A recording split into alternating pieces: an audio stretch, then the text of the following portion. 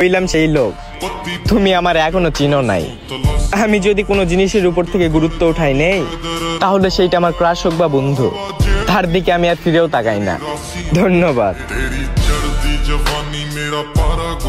কিছু মানুষ আমার সাথে কথা বলা ঠিকই ছাইরা দিছে, কিন্তু আমার নামে অন্যের সাথে বলা বলি করাটা তাদের চরিত্রের সাথে মিশা গেছে। সবার রুচি একরকম হয় না।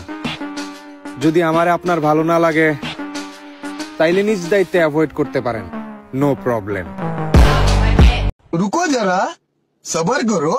ख्वाब ज्यादा है लगता खुदा का कोई नेक इरादा है, कल था फकीर आज दिल शहजादा है, लगता खुदा का कोई नेक